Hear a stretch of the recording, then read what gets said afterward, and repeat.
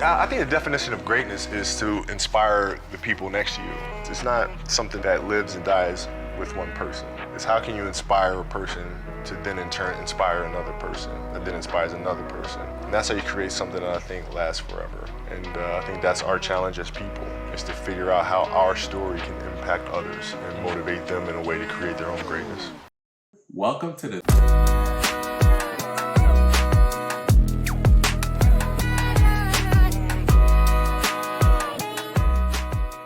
Welcome to the 3-on-3 podcast. That's right. You're tuned in to the #1 NBA basketball podcast in the universe. Thank you for joining us. I'm here with my compadres, my amigos, Evan, Lou, and the Pod Mambas in the background, making sure that we continue to be that #1 basketball podcast. We have a great show in store for you today.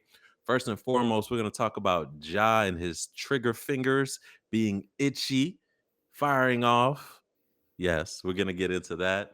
And then we're going to figure out what's going on or try to prophesy what's going on in the West. Like seeds 3 through 8 have identical records or close to it. Who knows what's going on? We're going to try to figure out that jumble of a mess. And last but not least, we're going to talk some NCAA basketball, guys. So exciting times. Let's jump right into it with Trigger Finger Ja, man. Ja, put him in the air, Morant. So if you've been under a rock, there's been a lot of controversy regarding the celebration with the gun. After 3, they'll throw it. It's similar to AR's Ev likes to call the blood pressure cuff. Yeah, check that pressure. But it's been At getting this point, who knows what it is? who knows? It's a Lakers celebration. Who knows, right? So Ja has been getting a lot of flack on that, and people have been debating about it. What's going on? Is it fair or not? The league first issued a warning, and then it happened again, and he has since been fined $75K, which is what a drop in the bucket for this man, but nonetheless a fine, right? $75K. So I want to first and foremost, because we have a Ja fan here, Evan. I want to get your take on it, man. How you feeling about the celebration? Is the league tripping? Is Ja tripping? Where you at with this, man? So I'll come out first responsibly and say that I'm honestly against all gun celebrations. I think you have a league, panders to children. Children emulate these players. We could do better things than gun celebrations as a whole. So let me just say that first. I'll be responsible. With that said, half your league does these finger gun celebrations in one form or another. So for them to single out Ja for what he did earlier this week, which, mind you, another player did it to him first, I think it's corny by the league. Now, I've heard all of the arguments about Ja is governed differently than everybody else. Well, I have two issues with that. One, nobody is governed, period, by it, because again, half the league does it. So it's not governing Ja differently. This is the only time they've decided to govern it. And when I say the only time they've decided to govern it, it points out the fact he's been doing it all season. So I don't understand why at this point, game, I guess people are watching or whatnot. What's so special about now? That's Yeah, what it what's comes so down to. special? What's so special about now? So I didn't agree with it at all. But that's my take. Call me What's on your it. take on it? Okay, that's fair. Where you coming out with it, Lou? It looks like you're agreeing with Ev, man. You put it in the chat, Yeah, man. no, I don't. Yo, look. I'm fed up with how the league is now. So now we have issues with celebrations. Oh, now this is the gun stuff is now. It's like how it was with the NFL. The pendulum swings too far left or too far right.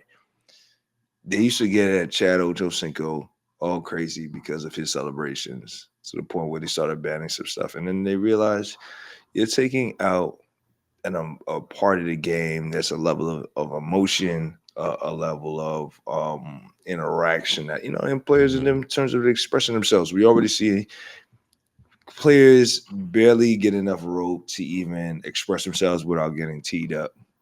from one of the refs now, right? They can't have a reaction to, you know what I mean, whether it's a post or whatever, you know what I mean, a big play, crucial play, etc. So now it's like, okay, so we're policing celebrations now. I understand where you're coming at from with Ev in terms of like, oh, is it something that you know the youth may emulate in terms of something that may be detrimental, or they, you know, showing something that may spur these young folks to no, none of these kids are shooting for real, especially if you look, if you're a legitimate hooper as a kid in terms of like you're playing for the school team, you're an AU and all that stuff. 9 times out of 10, you're probably not even in the environment in which like guns is really a thing, man. Like, yeah, just like it's waves, it's eras. There's certain types of celebrations. The Dougie was a celebration for a while. The ice in the veins is a celebration a while. Okay, this, you know what I mean, how this gun motion is what it is right now. It's gonna move on. Look, John Wall was stagnant and put up full on blood sets, and I know David Stern didn't understand anything about what was happening. But for us who, you know what I mean, who have a particular type of upbringing, we can be like, oh, whoa, hey, that was actually pretty wild. But yeah, like you So do a let big me play here, you really full blown. right. So yeah, I think that it's an overcorrection because of Ja's, you know what I mean, history I'm with gonna the gun situation. go the other way. I don't think it's overcorrection. I think the league is doing what it needs to do. I don't have a problem with it. I 100%. If you're doing what he needs to do, then I need to see AR-15, which is So nicknamed as a let me full-blown gun. finish. So at the end of the day, this is a corporation. It's a big corporation, and although I will say this, I agree with Ev. I don't think it's fair, but at the same time, your history matters. Your history matters. So I could see why the NBA would want to get ahead of it, right? I could see why, because they don't want that association with it. Because when LeBron does it, when AR does it, Nobody says when Hill does it, yeah, nobody says anything. You want to know why? Because it's not connected to guns in real life. But when Ja does it, it's connected to guns in real life. And NBA doesn't want to be connected to guns in real life.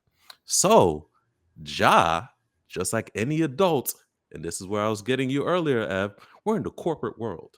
We have to act accordingly because we represent our companies. When you're at work, you're representing your company. So there are certain things that you can't do at work, right? That if you're on your free time, you could do whatever, right? Because you represent your company. If you're at work, Ev, or anybody you see your employees at work and they get reprimanded for doing something wrong or doing something that violates the company policy or doing something that makes the company look bad, you know what happens in that corporate world? You are disciplined a little harsher because you have that history of making the company look bad. The NBA is a company. Ja And is There's also employed. we have to Ja is employed by the NBA. What you What guys are rules did he missing is I what did he can't hear you. violate? What you What guys rules did he violate? what do you, what What your rules did yes, he he violate? violated the NBA rules. rules. What Conduct, NBA rules did he conduct. violate? Can I finish? Conduct's detrimental to the league. Those are the rules that he violated. What are you talking about? But If you this the make thing, Hans. if you Here's- make your business, your person who hires you look bad, that's why it's there, because it allows them to get around certain loopholes. What's crazy to me is y'all are wanting all this like fairness, and I get it, but the NBA is just like any other business, y'all. Y'all know, y'all worked in corporate America and other place. Not everybody is policed the same. Not everybody gets the same discipline. Yes, the rules are supposed to be done like that. If it's not done like that in our country, it's not done like that in the corporate world. The NBA is going to be the exception. At the end of the day, Absolutely, because when you take a Yeah, player, because at the now end the of the NBA is day, being the held NBA has accountable. never been the exception. Stop it. They're At being the end held of the accountable day, now because the general conversation now is like, hey, you guys are gonna go at Ja. We're not the only ones having this conversation. We've seen all through social media how they're like, bro, wait, here's an example and a previous example. So yes, the the NBA now is NBA, gonna have to be like, whoa, The NBA We're should go we're getting after we're getting held accountable by the our any fans, the the people that anybody employ us. the NBA should go after anybody who does something that reflects on the NBA negatively. That's just it. That's just plain and simple. I don't care what it is. Lou brought up the John Wall. You want to know why John Wall got away with that? Because the people in charge are ignorant of that culture. We know what it is because we're in the hood. It's a part of our culture, et cetera, et cetera. He does the I salute the Nazi thing. 100% he gets in trouble because we all know what that is. We all know what that's connected to, right? So that's what I'm saying. If it reflects negatively against the league, yo, bro, you can't do it. It's unfortunate, dude. He made a mistake that I hate that he'll never get the fair shot to kind of recover from. You get what I'm saying? Like he's gonna be policed, but like, yo, it's still a job. Like that's what bothers me. Like, yo, you don't think this is a job, bro? You think you could just still kind of just do what you want? Like, you're not the same. You're not the same. So two things can be true. All right. I'm gonna use your corporate analogy first. If you get penalized for something that nobody else in the corporation gets penalized for, that becomes an HR grievance, and you have to mediate that. Okay, because you can't break laws that are not. If it's not a bylaw You and you missed a get step. punished for something that's You not a missed a step. bylaw, You no, missed a I step. didn't. I You didn't did. miss a Here's step. why you missed a step. Conduct detrimental to the league. It's He got conduct. You punished talking about a for gray conduct area. You detrimental talking to about the a league. gray That's area. why I know. That Listen, I've been in the HR world, right? That's why they created that gray area, Ev. And what I'm saying to you is It's he's not conduct demonstrating detrimental to the team or to the league if everybody is doing it. it is, It's Ev. not different from Ev. what everybody. It But is. hold If on, it's hold on. connected to your previous offense. People don't have that record. Like, it's not fair. I'm not saying it's fair, yo. I'm 100% saying it's not fair for the same reason, Ev. For the same reason, I've been in the juvenile justice system, in the justice system, because of the work that I do, right? Or did, no longer. You want to know one of the things that gripes my gears about the justice system, bro? They will look at you first, right, for a crime because of your priors, not because of the circumstance, right? Your name will pop up because of a prior, no matter what it is, no matter if it's not related to the crime, Ev. Your name will pop up because it's a prior, because you have an offense, because you have a record, not because of the circumstance. That's what's happening to Ja. It sucks. It sucks. But at what point do we realize that that's how the system works and we don't put ourselves in that position? See, here's the thing: is we're not disagreeing with that fact. It's now that we're here, and because now the larger discussion is a multitude of references to the same thing. It's like now a course correction has to happen. It's either you decide something is going to be completely banned. Oh, they're gonna ban it. What's already happened with Josh happened with Ja. They're gonna So, ban but it. what do we do move forward? They're gonna ban it. Gun Well, violence that's is my. They have like Well, that's my bigger you point. can't then move forward and be like, oh, this is we're gonna continue. You can't continue to single out Ja because now what's the discourse is different, right? It's a past. Is this celebration detrimental to culture? Now it's just like, oh, you guys are singling out, and here's a myriad of examples in which it's been done, especially with the person who we've been lauding as the face of the league and talking about his 20 plus years in doing such, having the same celebration. So where do we go from here now, right? So because now the conversation and discourse has moved forward from what it is with Ja. I don't think What's it the next? has. I think What's the it's next Well, action? It has, well, yeah. I Because think once you it's have still LeBron in the conversation of doing the same celebration, then what? Then where do we go from here? so that just speaks to my bigger point with this. I'll say I agree from a Josh standpoint. I was watching first week of the season, the first time he did it. I was like, yeah, that's a little tone deaf on your part for you to do that. I don't disagree with that. He should not be doing that celebration. My issue is strictly with the handling of what took place. If the league would have used this and came out with a memo or a statement or something afterward and said, hey, we can't be doing this anymore, meaning the league, I would have respected that. But you're using one of your star players, right or wrong, to send a message to the rest of the league. I feel like that's passive aggressive. Stand on business, make the stance that needs to do you be not agree made. with the statement that they put out initially, the first one? I don't agree with using Ja as the example in which to get to that point with the entirety of the league. I think the avenue through which they went was like I said, I think it was passive aggressive. I don't think it was strong enough league wide. So the statement wasn't strong enough. I don't think so. Okay. Okay. No, I was just curious. I was just saying. I was just trying to see if you're on. Go ahead, Lou. I can't hear you. But I think that like I see both sides of it, because at the end of the day, I feel like Ja is tone deaf, and you're going to be policed differently because you have an offense. And you need to realize and know that, right? You're going to be treated differently and nothing's going to change. And I hate to make it that, but like, you need to understand that as a black man, you don't get afforded the same. You get what I'm saying? Like, you're going to be treated differently for your previous offenses.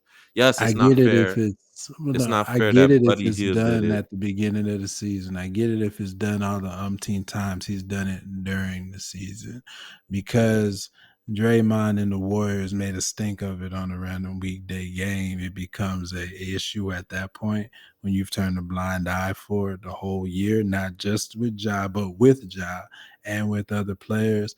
I have an issue with how it was handled. That's just my thing.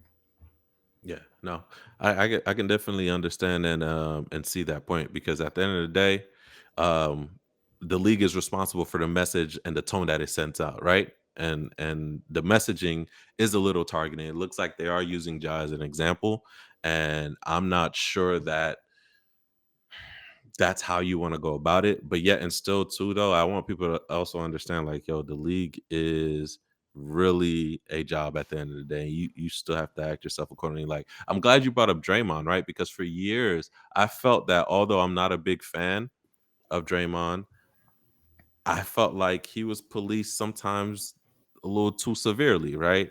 When it comes to calls and flagrants and things, because he has that history, right? Because he has that history. One call that happened recently, right, with the Rockets game, I think it was Sengun when he went up for the shot and hit him in the elbow with the nose. They called that a flagrant. I felt like if that was any other player, they wouldn't have called that, right? They wouldn't have called that. But I feel like they did It that to speaks to him you. because he has that history, right? He has Yeah, that no, it speaks history. to your point. What you've been saying about your what somebody's history is, and yeah, Draymond's history of being questionable with how he defends some guys. Like, yeah, we know Draymond loves to check nuts, probably more than any other NBA player. I I don't know. mean, Chris Paul's so pretty good on hitting people below the belt. before below the belt. But no, I understand. Like, it's not that we don't, because I personally, I understand your point in terms of in understanding why the scrutiny is there. It's just the timing, I think, is poor. You know what I mean? And if it had been something that we're talking about this in October in Game 5, that the league came down on job out, you got it. But you talking about this towards the end of the season because such and such feels away to 7:30. Yeah, so it, like Evan said, man, so it's a bit passive aggressive. You really could have had the opportunity to get at this if you guys really felt like it was a true issue, but you used an opportunity to do so, which was a little bit questionable. Oh, yeah, but I won't belabor it anymore. Go ahead, Ev.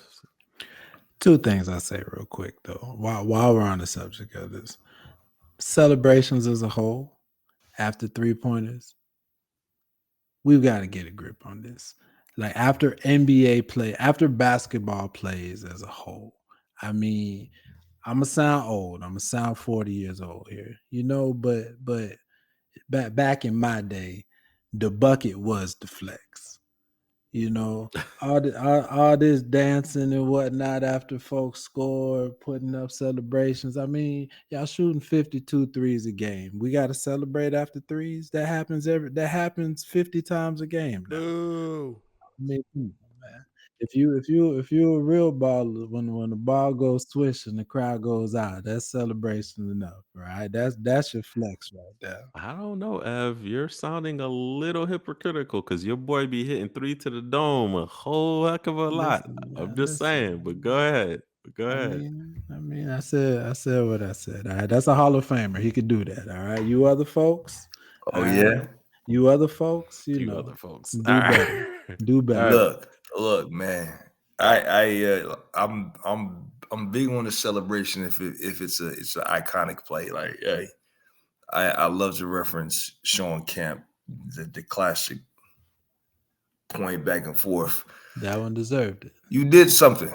You know what I mean? A lot of these celebrations, what did you really do? You know what I mean? Like, yo, All right, DeAndre guys. Jordan, all We're he did sounding was like make the a old face. man. We're sounding like the old man on the porch. Oh, that's Let's what we move on, sound like? fellas. Okay. Let's move on. Let's move All right, on. y'all.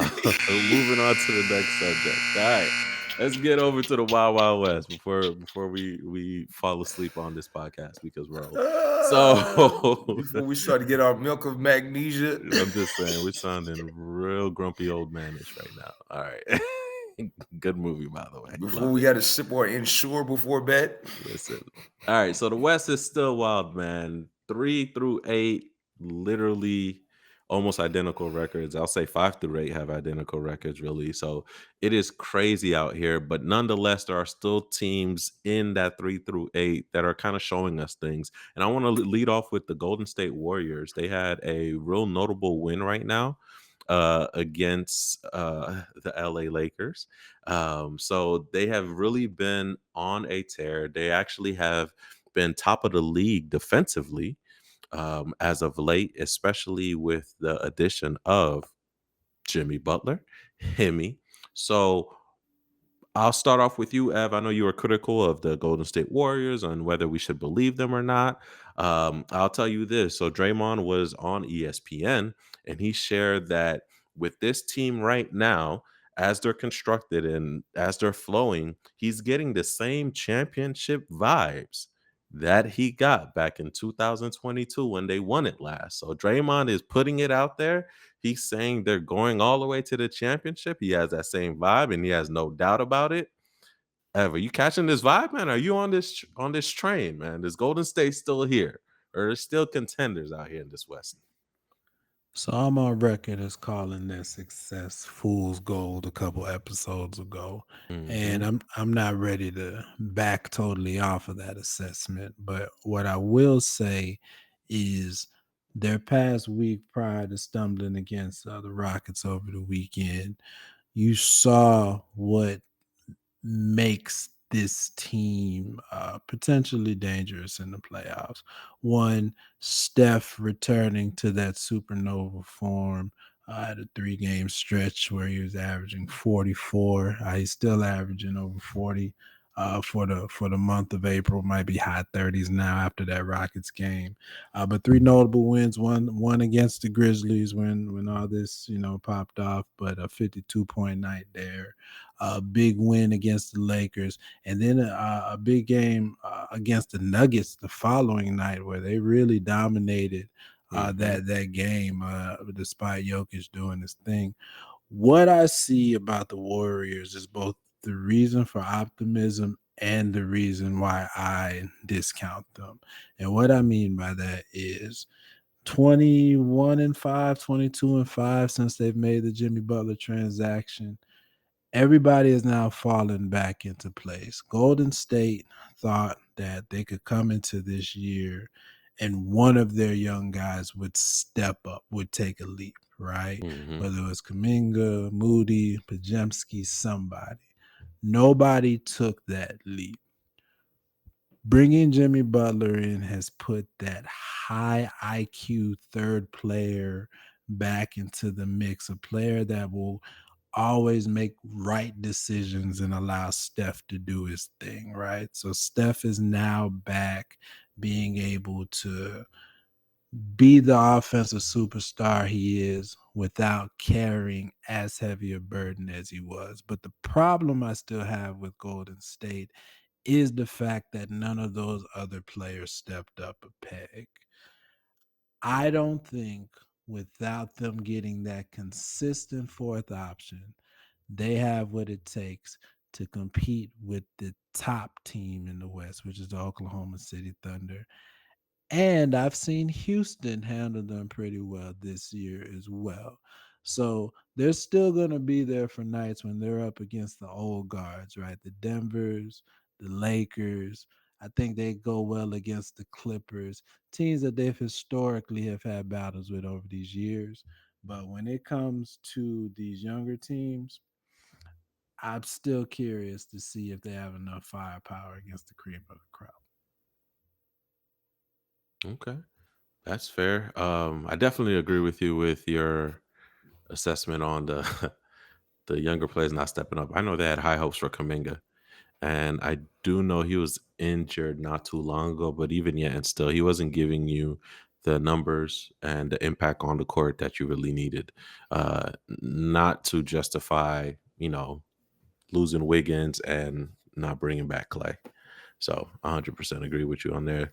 Lou, before we transition on to another team, any thoughts on these Golden State Warriors? Are you believing? Is the window shut for them, man? Look, man, they really didn't lose anything truly with Clay, because it wasn't the same Clay that we knew of old. And um, and the young guys have not stepped up is what it is.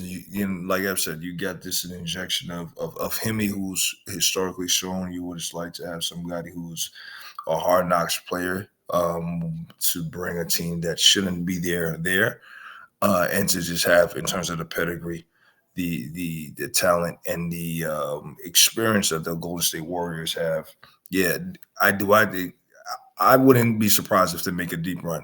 Finals appearance, don't know about that, but I do expect them to make a deep run. And honestly, as you mentioned, from 3 through 8, how close the race is, Golden State probably has the easiest schedule on closing out, and playing in teams like the Suns, um, Portland, All right, San relax. Antonio, and so on. Like, yeah, so I need need you to relax. I'm just saying, like, Hey, with man, these somebody last mute 4 this man's games, mic, man. This man tripping out here, man.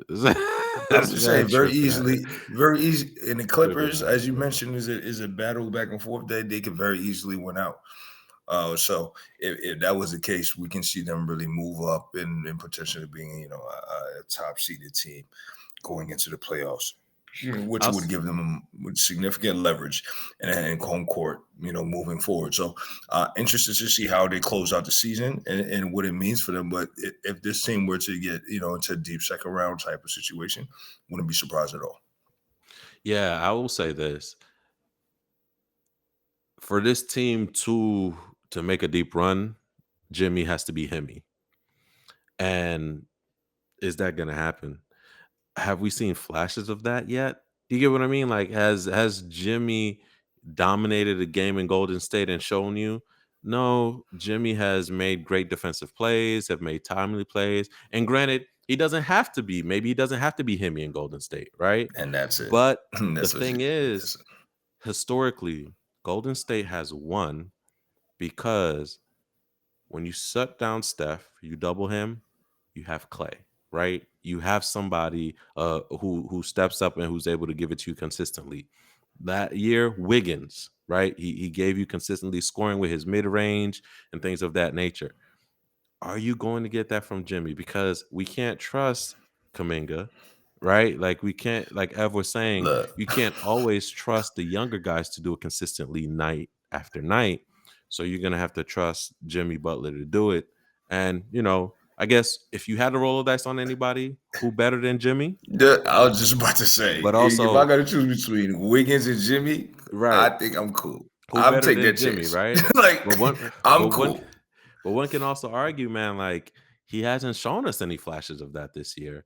Whereas, years previously, he's shown us that, like during the season, to remind us, like, yo, he's that dude.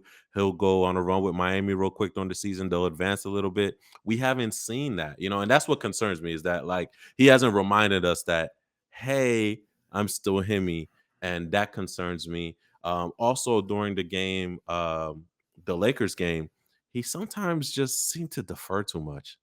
He didn't look like he was buying in. He didn't look like he was, he looked like a tame dog. That's what I'm saying. He looked like a tame dog, and that concerned me as well too. So I don't know, man. They're making a run. I think the Jimmy Butler made them competitive. I'm not sure if I'm with Draymond's instincts on championship caliber, but stranger things have happened, right? Maybe somebody will roll an ankle. Who knows? Yeah, it We'll sounds see. like you're not a believer, Hans. You're like, yo, Listen, this ain't the man. I same guess Jimmy, huh? we believe team, man. That was different. That Baron. Man. This Rachel nigga was have to pull up again. Good one.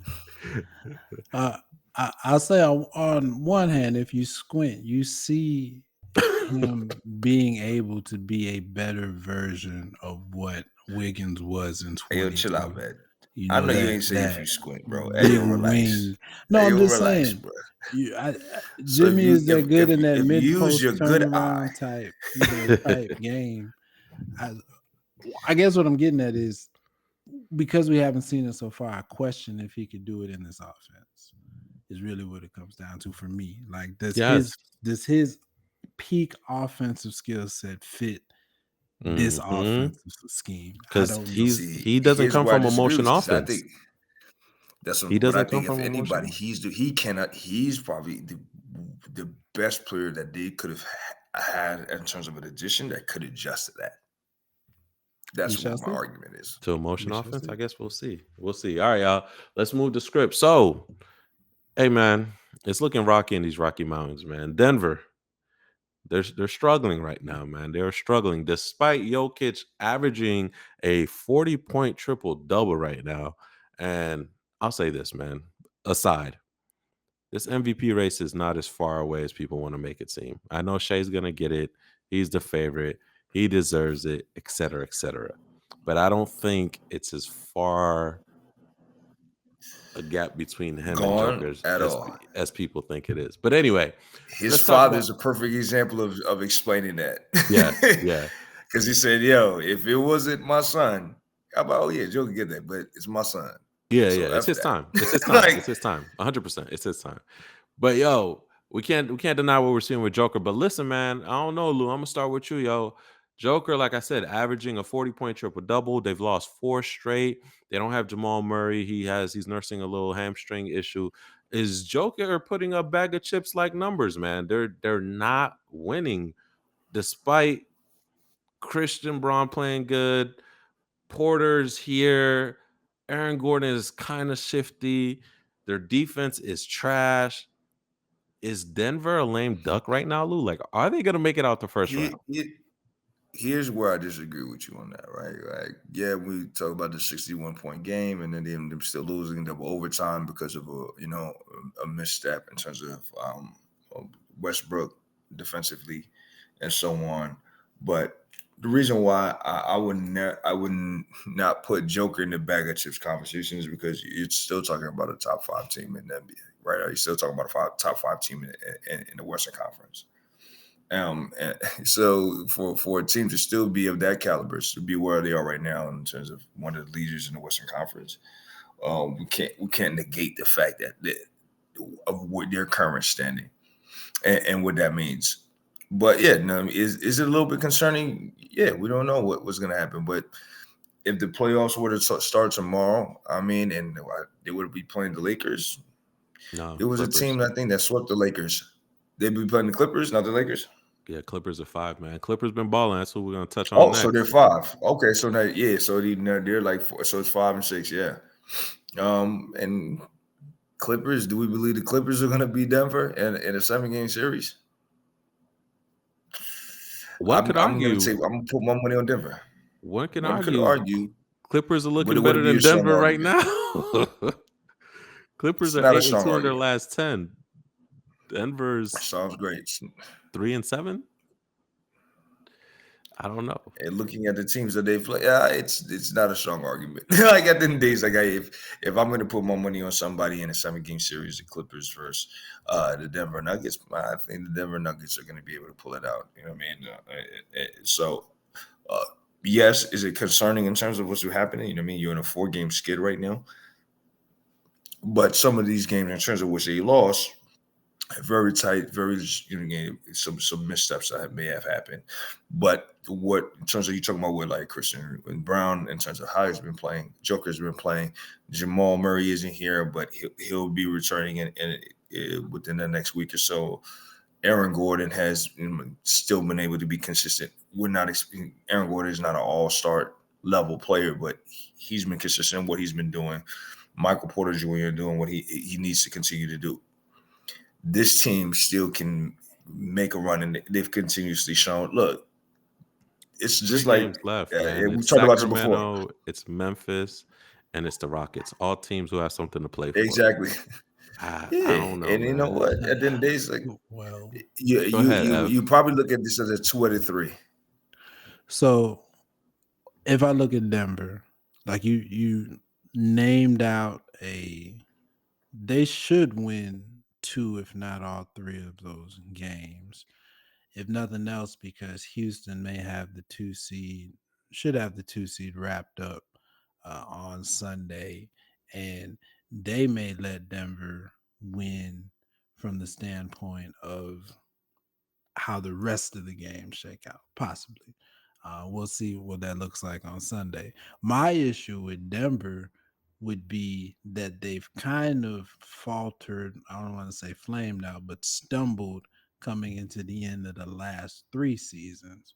Mhm. One, Jokic himself 2 years ago in that MVP battle with Embiid basically gave it up the last month of the season, right? Versus finished strong to keep himself in the running for MVP 2 years ago. Last year, they had the number 1 seed sold up, lost that game to San Antonio. Mhm. Part of what ended up letting them fall to 2.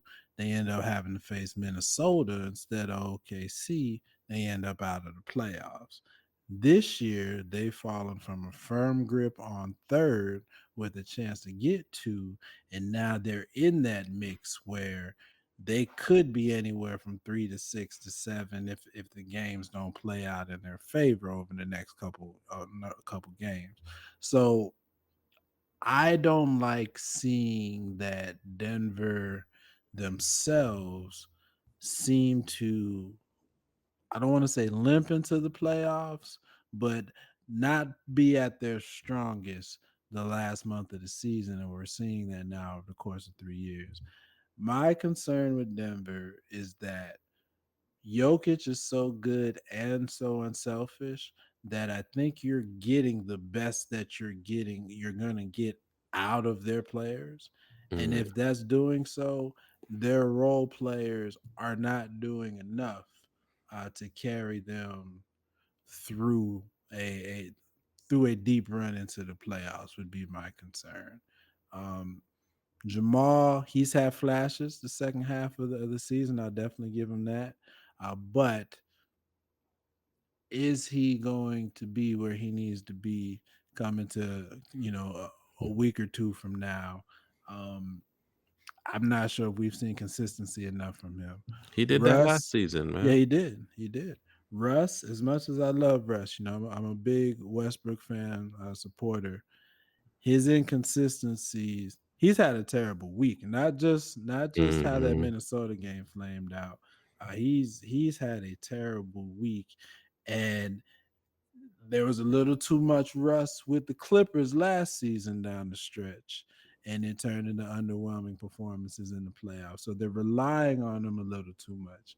You can go all the way down their roster. I just don't know who consistently steps up besides Jokic on this roster. You need at least one Christian, other person that's going to consistently step Christian up. But Brown. I don't trust any Christians in the world right now. None. Don't name your kid Christian. Got it. Listen, Got so it. I feel Why you. do Hey, we what's your have problem, dude? Pod Mamba? What's your problem? We What's have your a Pod problem? Mamba. What's your We have a problem? Pod What's your Mamba. issue? Pa Mamba, is that What's your you? issue? What's your issue? I'm just saying, man. Pop Mob, I'm glad we have you on, man. Quick question for you, real quick, and then you could jump off real quick, man. What do you make of the Lakers having to put up a historic performance in order for them to beat the OKC Thunder? They literally had to match their all-time high 3 points, 15 and a half, to beat these young guns. What do you say about that, Christian? What are your thoughts on that? I guess the Thunder don't But know. losing twice to the Bulls. I guess the Thunder don't know how to rotate. Right, Hans? Got it. Heard. Touche. Touche. You know, that's an interesting take about not being able to rotate, but we'll leave that for another time. While we have Pop Mom, can I throw out a question to him? Go ahead. How Man. how you rolling with the Luca experience so far? Joys, concerns, what are your thoughts? There's too much to say, so I'll leave that for another day. I guess we would end up in the rotation conversation. Because he's the one who's missing the rotations. I will say this though, and then we're moving on to NCAA. We'll finish with the Lakers. I'll say this: give credit where it's due. You guys did right. You did right by holding on to AR. That's all I'm gonna say on that. You dealt D'Lo as you should. You kept the right one. I'll say that. And you know what? Moving on from, as you love to call him, Darvin Scam was probably the right idea. Good job, guys. All right, y'all. On to NCAA. All right. So let's start off with the women's. UConn, decidingly beat South Carolina, but we know South Carolina was without their star, but they still were able to make it this far, depending on a variety of players for each matchup. But when it came down to it, UConn had too much with Fudd, with Beckers. What's that freshman's name again? Her name escapes me. I apologize, but they were just balling. They really, really were strong. There you go. Thank you, Pop Mamba. They were really balling. Won it out.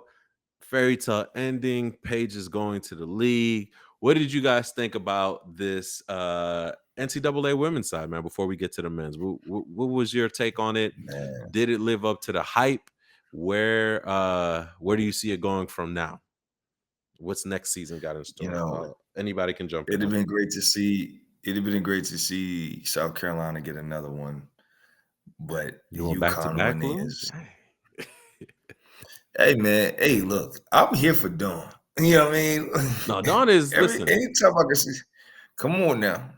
No, she Hey, coached her butt off though. To get let's- them this far, she coached her absolutely. butt off, bro. She coached her butt Yeah, I off. mean, look, UConn's team has been great, and I mean, we know Houston. I mean, I'm sorry, Houston. About the Mets, That's like the we know men's side. UConn's pedigree has been solid for a very long time. So, like for UConn to come and win it is not necessarily a surprise because we know they've been a strong team all season. You know, the only thing that was sad to see is that we didn't get to see Juju really be able to see it through her team to the end due to her injury. But I think once USC went down, UConn was likely was a favorite moving forward because they've shown out all season that they've been one of the strongest teams in the NCAA, and they proved it with getting the chip at the end of the day. So, yeah, they decidedly won. I wasn't surprised at it, and it's great to see that Paige is going to get her opportunity now to just move on to the next stage. But yeah, I mean, it wasn't a surprise at all with UConn getting the dub. Not a surprise, but got to point out 9-year drought. Within that, only making it to the championship game one time since 2016. Other teams had stepped up. Definitely South Carolina with Dawn, where she's built the program there. So to see UConn kind of uh, reorient the axis of the women's college basketball landscape. I think a lot of folks say good to see because I mean they carry a historical fan base from the UConn standpoint. Dawn, I mean her team's strong. They'll be back. Still an incredible run. Would have been what 3 and 4 years I think. So still incredible to see what she's doing. And of course, yeah, missing Juju put a bit of a damper on what would have been an all-time Final Four, but I still think we got a tremendous product from the women's side. And UConn ran. They routed They South ran the Carolina table. earlier in the year. I don't think we thought they would do it again in the championship game, but they definitely dominated. And I'm not one to. I think Don said it best. Paige Beckers didn't need this championship to be a legendary college player, Hmm. right? But we like neat stories, neat narratives, and it does tie a neat narrative on a story. One that faced adversity with injury, and like I said, rewriting, reestablishing a dominant UConn team. And Fudd is awesome as well. So I mean, they'll probably be back next year as well. So So speaking of Paige moving on to the WNBA, I think Dallas has the lottery pick, right? So she'll be going to Dallas. She couldn't help but be paired with Caitlin during her run, right? There were the two ones out there, and then Juju also as she was coming up as well. But it was primarily Paige, right? Going on with Caitlin. Are we going to see that same hype going into this? Is this going to be the WNBA's Magic and Bird scenario? Nah, it was Angel and Caitlin. That was the closest that the WNBA was gonna get to the Magic and Bird situation.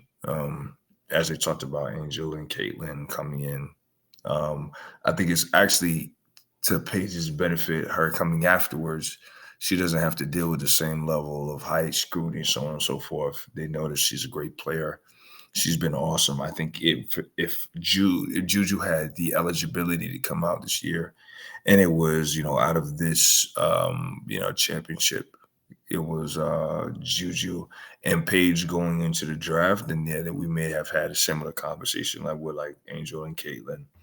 But I think Paige is going to be able to come into this situation kind of her own merit, and it's not a larger narrative around her versus somebody else. Is just talking about another great player that's coming in. She's really kind of coming in like kind of how Tarasi was able to come through when she did her stint at Duke and it was coming into the league. And then she was the new hype and what he talked about. So I think Paige gets to be able to write her own story here, and it doesn't necessarily involve other people. I think what has happened with Caitlin and Angel open up a level of a conversation with the WNBA where we talk about the talent uh, there overall. But Paige, yeah, she definitely gets to come into to this next chapter without having to be quote unquote Go ahead. competing I see against you holding anybody back. else. Go ahead. I was just gonna say, just let me say this. Listen, Dallas, I know you're reeling from the Luca trade, but you're about to combine, team up Paige Beckers with Enrique Ugumwali, the Black Panther herself. Listen, That's what y'all I'm saying. good. Y'all are good. I'm excited for y'all. Listen, man, they're about to be balling. Facts. Let's move on to the men's real quick. I will say, Lou, I disagree. I think the basketball sport as a whole, it's always been comparatives. No matter who came in on either side, men or women, they're always compared to the next best player. Um, that's just the nature of the sport. I think Paige, just like I think with Magic and Bird, them being compared to each other never took from each other's story. I think it magnified and augmented them. I think the same thing can happen. I think it would be great. I think it would actually be better than the Angel and Caitlin situation, just because of the different positions and how they play. But let's get on to the men's, man. Let's get on to the men's. Let's talk about this fumble, man. Coop flag, man. The Duke Blue Devils lost to Houston, and it was shocking. I'm not gonna lie. I didn't see that going. Duke had the game in hand towards the end, and then towards a series of great defensive play by Houston, who was number one in defense, staying true to their character, being disciplined, and going for it. They were able to lock down Duke on some faulty out of bounds plays, which I categorize as bad coaching, but I guess we'll get into there. And they were able to get a couple steals, score, get fouled, and eventually win the game. How shocking was that for you guys? Do you think that the wrong team is playing in the final? with Florida, who No, some say came out of nowhere, versus Houston? no. I'll let anybody go. I hope Coach K shedding a tear because it brings joy to my heart. All right, UNC fan. As a historical Tar Heels fan, this brings joy to my heart. You and me both, Lou. You and me both. You and me both.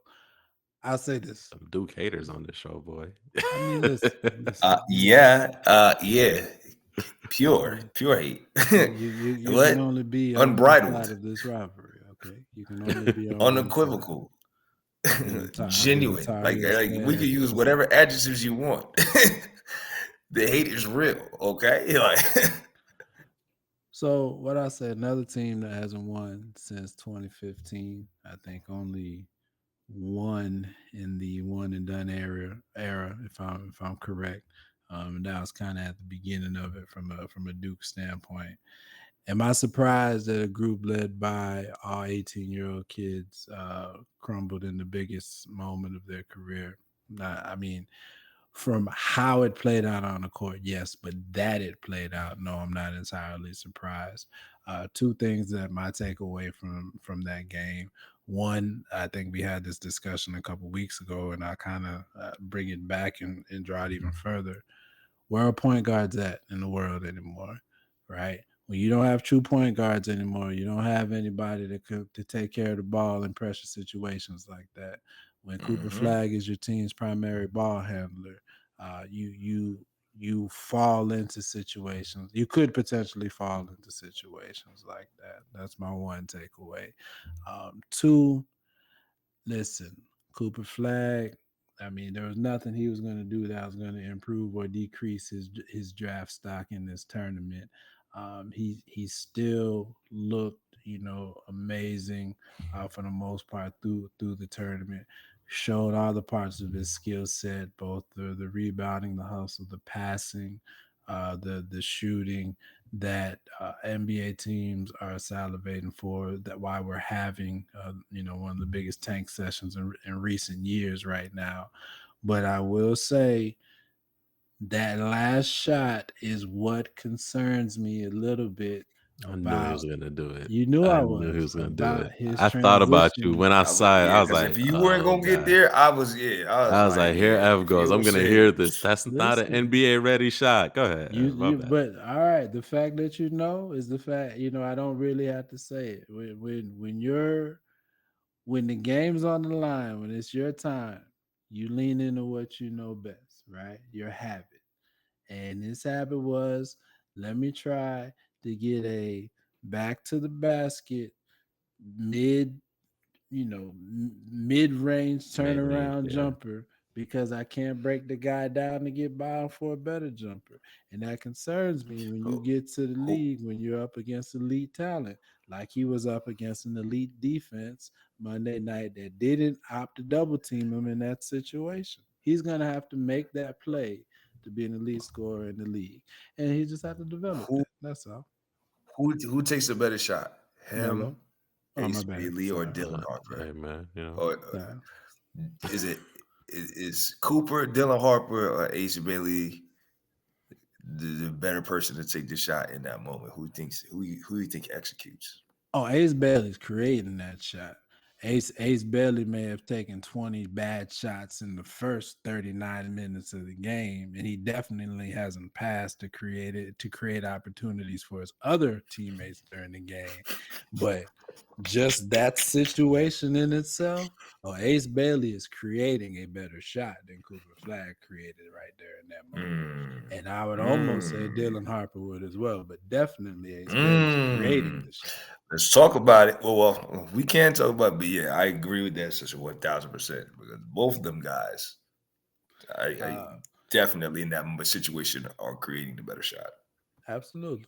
And it comes down to so you bring up Cooper and you bring up Ace. So and I kind of put this, we talked about this before, but when I look at Cooper Flag, he's bits and pieces of players, but he's got this Giannis Tyler Hansbrough mold type game to me. And I just Mm-hmm. can't shake it. It's not quite perimeter enough for me.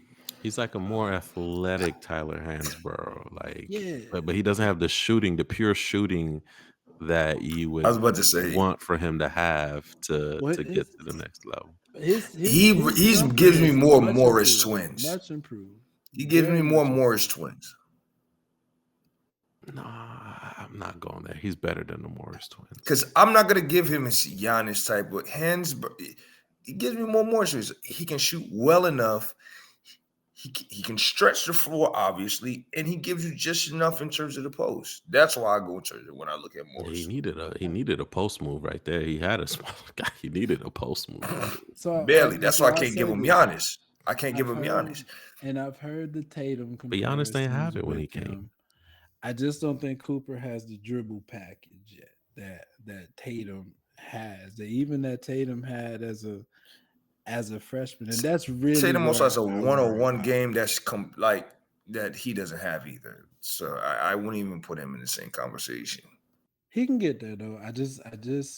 We've talked about this before. I think he's going to be a phenomenal player. I think he's going to be a winning player in the league. Definitely an intangibles player.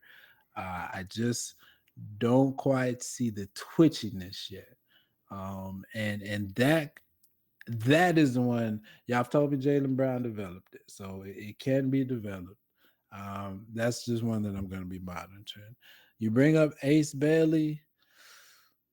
I don't want to the name I want to throw out there will get me cursed out. So I'll say Michael Porter. He's like a combination of Michael Porter Jr. He's like Nick Young and Michael Porter Jr.'s body. That's where I'm at. Hey, let's be clear. Nick Young had a serious bag. Yeah. Like I don't know if he could I score know he like gets Nick Young, clowned a like lot, but Swaggy. I don't know. Swaggy P really Both physically and if we- mentally. He's Swaggy P and MPJ's body. I see what you did there mentally. Wait. Got it. I see You what got you it. did there. I see what you did there mentally. I see what you did there mentally. Right now, it is a close game on the men's side. Too close for us to call as we're currently recording. It is it's within 2 points. So I don't feel comfortable calling it. Don't know where you guys feel. Who you think's gonna pull through? Florida, Houston? I don't know, man, but I love it. That's two 1 seeds that are getting at it, and then we're getting the type of final that we deserve. So, and if Houston wins, U of H wins, I already know what it's going to be like in the city. So, I'll text Cinnamon, Houston wins. I thought about you earlier. I did. I was like, is Lou going to be present to record tonight, or is he making? Did he take a flight down to Houston?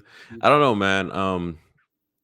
Florida came out of nowhere, but also they've walked down Houston in this game. Houston has kind of had this game handily. It's been their style, but they've walked them down, so that kind of has me worried. I think they push through. I think they finish it, but we'll see. Though Houston has proven themselves to be disciplined defensively, and defense wins championships. So it's close. The Canes fan in me won't allow. Won't me let to you do for Florida. anything. This is what I was waiting for. There we go. There we go. I will say they have the shot making to pull this out.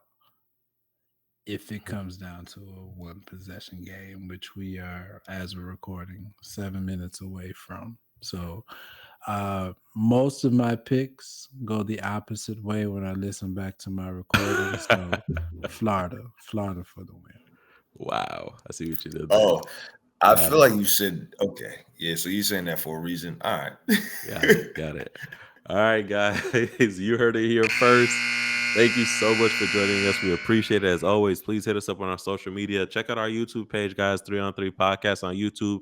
See our beautiful faces as we joke and bring you the best NBA podcast in the universe. Thank you. We appreciate it. We'll see you guys next time. Take care. Peace. Go Blazers.